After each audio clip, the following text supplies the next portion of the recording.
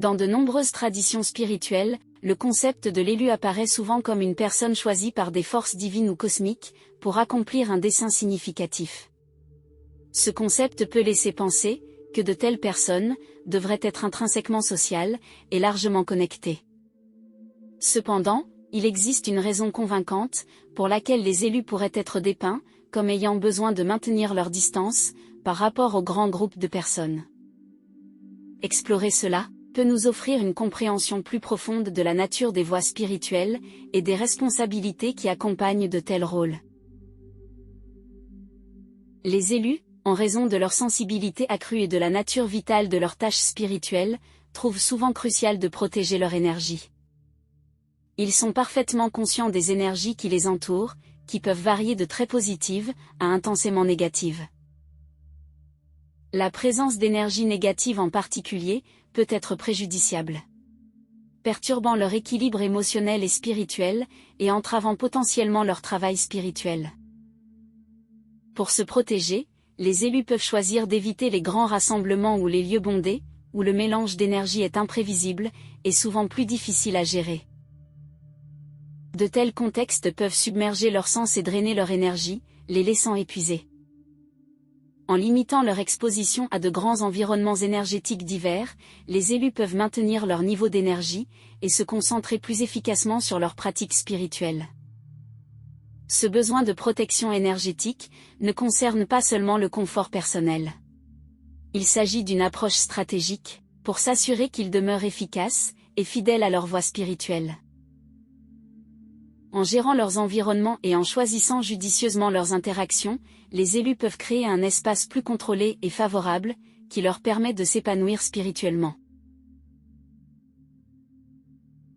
Les élus constatent souvent que leur rôle, rempli de responsabilités et de pratiques spirituelles, nécessite des périodes régulières de solitude.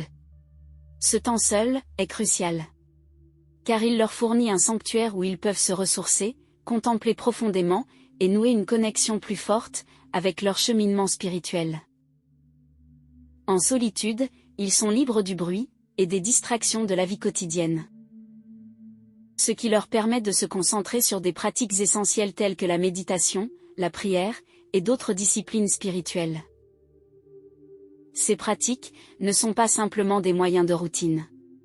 Ce sont des outils essentiels qui aident les élus à s'aligner plus étroitement avec leur dessein, leur permettant de gagner en clarté et de renforcer leur fondement spirituel. Cette paix non perturbée est essentielle pour leur bien-être et leur croissance spirituelle, en veillant à ce qu'ils restent concentrés et équilibrés dans leurs voies uniques. Les élus ont souvent des perspectives ou expérimentent la vie de manière distincte de celles généralement rencontrées dans la société dominante. Leurs profondes perceptions et points de vue alternatifs peuvent les rendre énigmatiques ou difficiles à comprendre pour le grand public. Cette façon unique de percevoir le monde les distingue et peut souvent conduire à des sentiments d'isolement ou à un sentiment d'incompréhension de la part des autres. Cette déconnexion est particulièrement remarquable dans les environnements de groupe, où les pensées et comportements non conventionnels des élus peuvent se démarquer nettement des normes sociales plus typiques. Cette incompréhension par les autres ne cause pas seulement un inconfort occasionnel. Elle peut favoriser un profond sentiment de non-appartenance. Les élus se retrouvent souvent à lutter avec la réalité que leurs qualités intrinsèques plus profondes et idées ne sont pas seulement non partagées, mais fréquemment mal interprétées par ceux qui les entourent. Cela peut se manifester dans des scénarios sociaux où leurs contributions ou réactions sont mal comprises, entraînant un désaccord entre les attentes et les réponses. En conséquence, les élus peuvent fréquemment se retrouver en marge des groupes sociaux. Non pas par désir de solitude, mais en raison de l'alignement intrinsèque entre leurs expériences internes profondes et l'environnement social externe. Ce défi permanent met en évidence leur parcours, soulignant le besoin de compréhension et d'acceptation, pour combler le fossé entre leurs perspectives uniques et la communauté plus large. Les élus suivent souvent des voies uniques, qui exigent un haut niveau de dévouement, nécessitant souvent des périodes de solitude. Leur responsabilité étroitement liées à leur mission spirituelle ou personnelle, ne s'alignent souvent pas avec les activités sociales typiques, ou les intérêts généraux de la majorité. Cette combinaison unique de devoirs, peut leur rendre difficile de trouver un terrain d'entente avec les autres, ou de s'engager profondément, dans des interactions sociales conventionnelles. En raison de la nature distincte de leur parcours, les élus peuvent se retrouver à prioriser leur mission spirituelle ou de vie, par rapport aux interactions sociales typiques, ou à l'adoption de modes de vie communs. Leurs engagements envers leur voix, peuvent exiger des sacrifices significatifs, en termes de manière de passer leur temps, et avec qui ils interagissent. Ce qui peut conduire à un mode de vie qui semble non conventionnel pour les autres, soulignant davantage l'écart entre leurs expériences, et celles de la population générale. Cette focalisation sur leur chemin unique, conduit souvent à une vie marquée différemment des autres. Centrée sur l'accomplissement de leur rôle, et responsabilités spécifiques. En conséquence, les élus peuvent non seulement se sentir détachés des cercles sociaux typiques, mais peuvent aussi choisir activement de se distancer, afin de mieux se concentrer sur leurs obligations, et leur croissance personnelle. Cette priorisation délibérée, est essentielle pour qu'ils restent fidèles à leur appel, et pour poursuivre efficacement leurs objectifs distincts. Les élus, exhibent souvent un niveau exceptionnellement profond, d'empathie. Ce qui leur permet de ressentir très intensément les émotions des autres. Cette empathie profonde peut être un atout puissant, pour comprendre et aider les autres, car elle fournit un aperçu direct, de leur état émotionnel. Cependant, cette sensibilité accrue, présente également des défis. Il peut être incroyablement épuisant, d'absorber continuellement les énergies émotionnelles, de ceux qui les entourent. Lors de grands rassemblements, la multitude d'émotions présentes, peut submerger les élus. Conduisant à ce qui est souvent décrit, comme une surdose émotionnelle. Le bombardement intense de sentiments, peut devenir trop difficile à gérer. Affectant significativement leur bien-être émotionnel, et mental. Pour gérer cela et préserver leur propre santé, les élus peuvent juger nécessaire, de limiter leur exposition aux grands rassemblements. En le faisant, ils peuvent se protéger de l'épuisement émotionnel potentiel qui accompagne leur empathie profonde, et continuer à utiliser leurs capacités empathiques, de manière plus contrôlée, et durable.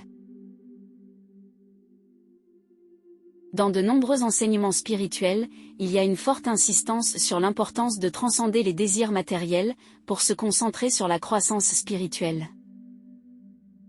Cependant, les environnements bondés et sociaux, ont souvent tendance à promouvoir le matérialisme, et les valeurs superficielles. Ces cadres, peuvent fortement mettre l'accent sur l'acquisition de possessions, l'obtention de statut social, et autres mesures externes de réussite. Ce qui contraste fortement avec les objectifs spirituels, et les valeurs que les élus s'efforcent de maintenir. Ce conflit entre les désirs du monde extérieur, et la quête interne d'un accomplissement spirituel plus profond, peut créer une tension significative pour les élus. Être immergé dans des environnements qui priorisent la richesse matérielle et les réalisations superficielles peut les distraire, et les éloigner de leurs objectifs spirituels. Pour maintenir leur intégrité spirituelle, et rester fidèles à leur voie, les élus peuvent avoir besoin, de limiter consciemment leur engagement, avec de tels environnements. En minimisant l'exposition aux lieux et situations qui mettent l'accent sur le matérialisme, les élus peuvent mieux protéger leur concentration spirituelle, et continuer à nourrir leurs valeurs plus profondes, qui sont essentielles pour leur développement spirituel, et leur accomplissement. De nombreux individus spirituellement avancés, aspirent à des connexions profondes et significatives, qui résonnent avec leurs valeurs, et leur parcours spirituel. Les interactions superficielles qui caractérisent souvent les grands rassemblements, peuvent être particulièrement peu satisfaisantes, ou même distrayantes pour eux. Dans de tels environnements, les conversations ont tendance à effleurer la surface des sujets. Se concentrant davantage sur les agréments sociaux ou des sujets éphémères, plutôt que sur des discussions significatives. Les élus découvrent souvent que le fait de nourrir des relations moins nombreuses mais plus profondes, leur permet de se connecter à un niveau, qui est aligné avec leur chemin spirituel. Cette préférence pour la profondeur plutôt que la superficie dans les interactions sociales, les aide à maintenir l'intégrité de leur pratique spirituelle et leur croissance personnelle. Contrairement aux interactions occasionnelles ou moins significatives typiques dans les grands groupes, ces relations significatives offrent une source de force, de soutien et d'enrichissement. En se concentrant sur la culture de relations offrant une compréhension authentique et des valeurs partagées, les élus peuvent assurer que leur connexion sociale contribue positivement à leur cheminement spirituel, plutôt que de le détourner. Cette approche n'améliore pas seulement leur propre bien-être spirituel, mais leur permet également d'influencer profondément, et d'élever ceux avec qui ils forment des connexions, créant un cycle mutuellement renforçant, de croissance spirituelle. J'espère que vous avez appris quelque chose aujourd'hui. Si vous avez aimé cette vidéo, veuillez partager, aimer et commenter. Je vous en suis reconnaissant, comme toujours. Je vous souhaite une belle journée.